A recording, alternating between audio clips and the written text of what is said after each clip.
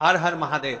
आप शिव महापुराण की कथा कहती है और गणेश चरित्र अपन श्रवण कर रहे हैं और कल से चतुर्थी लग रही है। जिसके घर में संपदा की कमी पड़ती हो, बीमारियां ज्यादा फैल रही हो, बहुत कष्ट हो महाराज, बहुत ज्यादा दुखी हो महाराज, कोई काम नहीं बन रहा, बहुत तकलीफ में हो, तो शमी पत्र, शमी की पत्ती, जहां गणेश जी का स्थान है वहां पर 5 शमी पत्र 5 समर्पित करें और शंकर जी के ऊपर 3 शमी पत्र समर्पित करें।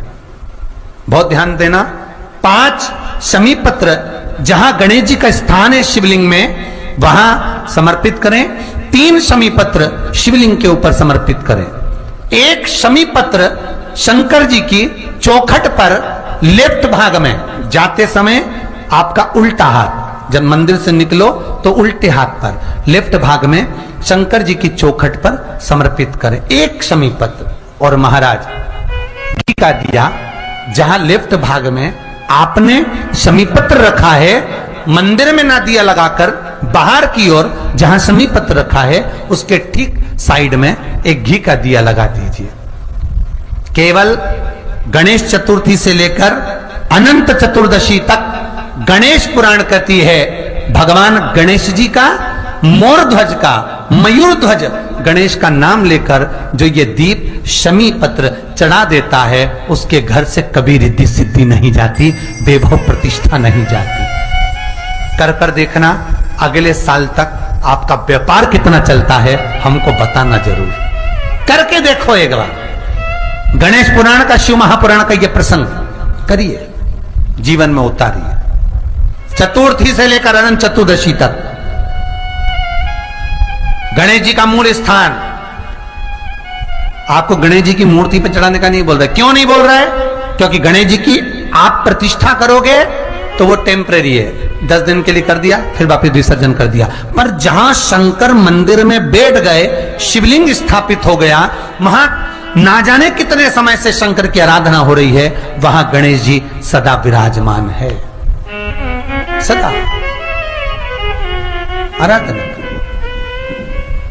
और देखो ये 10 दिन में अगर आपने शमी पत्र बिल्कुल मन से समर्पित करा है ना, तो मेरा विश्वास कहता है शिव महापुराण का, मेरे बाबा विश्वनाथ की कृपा कहती है, मेरा मन कहता है 10 दिन के अंदर आप शमी चढ़ाएंगे ना तो कुछ ना कुछ अच्छी खबर जरूर मिलेगी, ये पक्का है। पर हमें बताना जरूर, व्हाट्सएप पर हो, मैसेज जरूर करना कि क्या फायदा हुआ आपको 10 दिन के अंदर, बोलना जरूर, कर कर देखिए। शिव स्मरण, भगवान गणेश शिवराम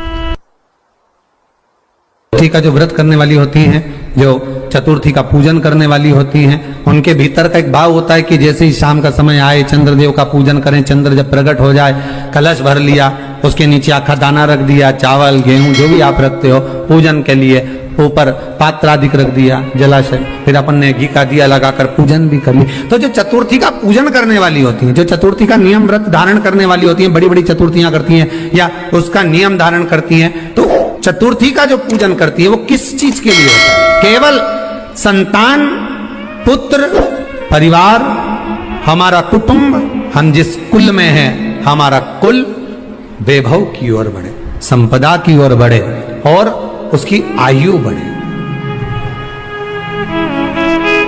उसकी आयु बढ़े, वैभव बढ़े। बहुत ध्यान दीजिएगा महाराज, चतुर्थी की पूजन में जो आप आखा दाना रखते हो, गेहूं वगैरह कुछ भी जो रखते हो, उसकी बड़ी महत्वता होती है महाराज। यहां तक कहा गया है, चतुर्थी की कथा तो आप लोग पढ़ते होंगे, जो लोग पढ़ते हैं उनको मालूम होगा, चतुर्थी की कथा में लिखा है, चौथ माता के व्रत में वर्णन किया गया है कि वो आखा दाना जो रखा जाता है, मान लो कोई जरूरी काम होता है तभी आखा दाना को रखा जाता है, संभाल के रखते हैं कि हम इस काम के लिए जा रहे हैं और हमारा ये कार्य सफल होना चाहिए।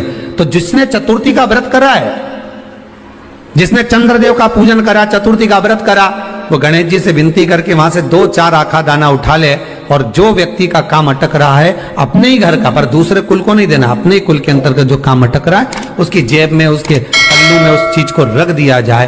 तो चतुर्थी जो अगली आती है, जैसे आप महीने की करते हो तो महीने की, और आप जैसे करते हो कि 4 अलग बड़ी बड़ी चतुर्थी करते हो तो उसके अनुसार आपका कार्य सिद्ध होता ही है। उस आखे दाने का इतना महत्व होता है क्योंकि चतुर्थी का व्रत करने वाली माता जब व्रत करती है तो स्वयं चतुर्थी की कथा में लिखा हुआ है कि पार्वती जी गणेश जी से चतुर्थी की कथा बचवाती। चतुर्थी की कथा बाची किसने थी? स्वयं गणेश जी महाराज ने। और सुनी किसने थी? माता पार्वती। बाचने वाले गणेश जी थे, सुनने वाली माता पार्वती थी।